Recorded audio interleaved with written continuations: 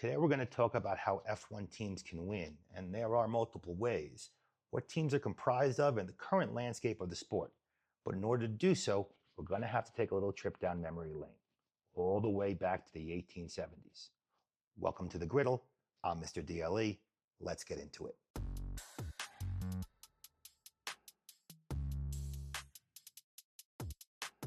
And I drive a minivan.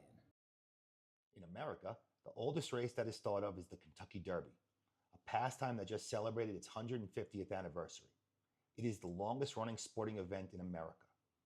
20 years after it began in 1875, if you weren't at the event to experience it, you either had to go to a silent black and white film at a theater or read about it in the newspaper the next day. On its 50th anniversary in 1925, it was broadcast live on the radio for the first time, where it reached an audience of an estimated 6 million people. That's not bad considering there was only 115 million people in the country at the time. Although it was televised on a local television station in the Louisville area in 1949, it wasn't broadcast from coast to coast until 1952, where an estimated 15 million people tuned in. It started off as just a race, but over time, as it became more popular, the wealthy and the famous started to attend in larger and larger numbers, turning it not only into a sporting event, but a social event for the who's who that just couldn't be missed. The baby boomers remember it well. I can remember my father and my grandfather talking about the Kentucky Derby like it was a bucket list item, something that they simply had to do at least once in their lives, like the Super Bowl. And over the last 40 years, horse racing started to decline in popularity. Now, I'm sure that if 150 years ago, there was media that could be consumed by the public on a regular basis about the lives of the jockeys and everything that went into breeding and training the horses, that maybe it would have had more staying power in terms of popularity. Maybe. You got to be asking yourself at this point, what the hell does any of this have to do with F1? Quite a lot, actually. At a Formula One event, there's lots of celebrities at the races and a party-like atmosphere, making this not only a sporting event, but a social event as well. Now, the idea from the popularity perspective is to get people talking. After all, the more that people talk about it, the more interest is built in the general public. And there has been a lot of talk lately about the Mercedes team. Mercedes has led the pack in every single race, making them far and away the favorite to win both the Constructors' Championship and the Drivers' Championship. Each F1 team consists of 2 drivers, 2 cars, a myriad of support staff, and a boss. The boss is called the team principal. In Mercedes, the team principal is Toto Wolff, a racing champion who has been directly involved with F1 since 2009. The 2 cars are piloted by George Russell and Kimi Antonelli.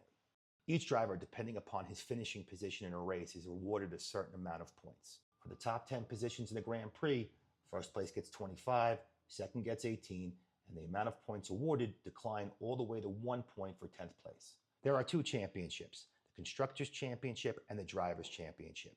In both cases, the most amount of points at the end of the year wins. So what's the difference?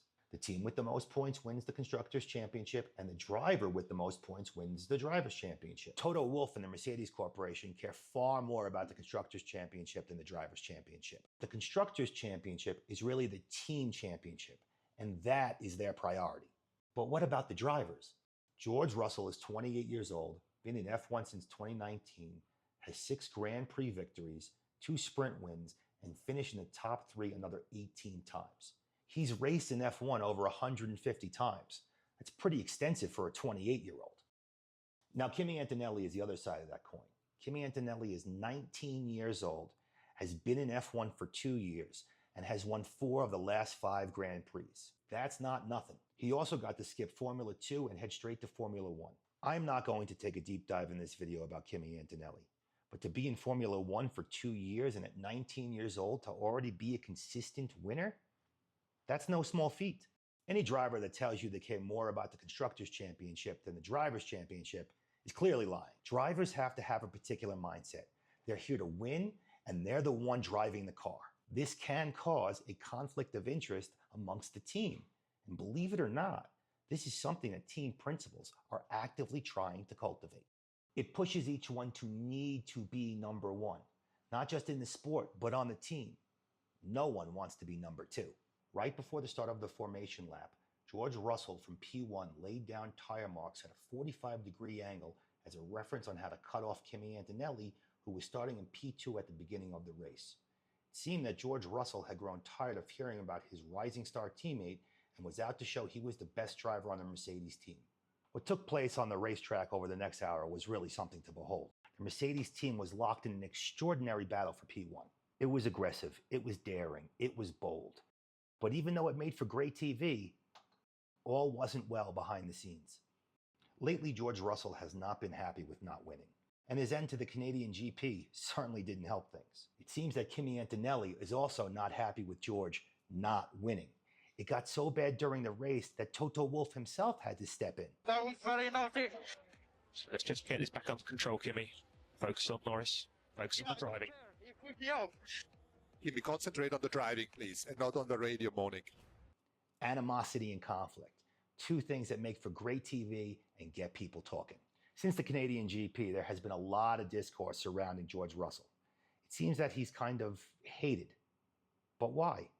In order to understand that, we're going to have to take one more trip down memory lane, all the way back to the 1990s and the Monday Night Wars. In the latter part of the 1990s, the WWE, known as the WWF at the time, and its rival, the WCW, engaged in what is now known as the Monday Night Wars. And though I am not here to criticize professional wrestling in any way, shape, or form, I can assure you, it wasn't the wrestling that got the attention of the fans.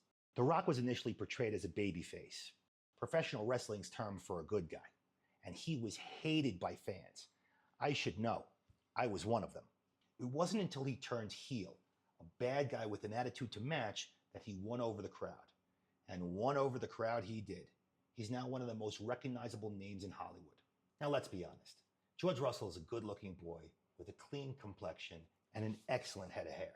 In another world, he could have been the CGI model for a young James Bond video game. He's a babyface. And lately, with his comments about if this was 5 years ago, downplaying his chances to win the Miami GP, his comments about violence, or his reaction to not being able to finish the Canadian Grand Prix, that's enough to leave a bad taste in most people's mouths. But the straw that broke the camel's back was when he apologized in a statement to the FIA.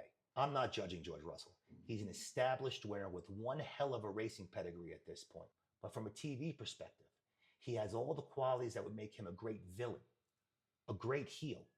Kimi Antonelli and his success is clearly on the mind of F1. What better way to produce engagement with the younger generations than to make one of them the poster boy? Not just for your sport, but for the show you put on. Someone needs to be the hero. It makes for good TV. But F1 needs more than good TV. It needs great TV. And how do you do that? Every hero needs a villain. I think George Russell has become far too interested in the third F1 championship, the Public Perception Championship. George, you are a race car driver and established winner. You want to be the driver's champion? Forget the noise, forget the public perception. Lean into being the villain. It gives you license to do whatever is necessary to win, and nothing cures more problems than winning. For as much as we love our heroes, we love our villains even more. Is Kimi really that good? I don't know. Sometimes it's the car, sometimes it's the driver. It's far too early to determine the long-term longevity of Kimi's career. But what is apparent is he has all the qualities that have helped him win over the crowd as a babyface. Great TV is more than just celebrities, more than just social events. Great TV is comprised of narratives that leave the audience wanting more. This is why the Kentucky Derby and horse racing in general failed as a media product. The question now is, can F1 transcend being a phenomenal sport with a good media product to a must-watch sporting event amongst the general public? I, for one, will be tuning into the next race and will keep an eye out for the new narratives that emerge. I'm Mr. DLE. This is The Griddle. Thanks for watching.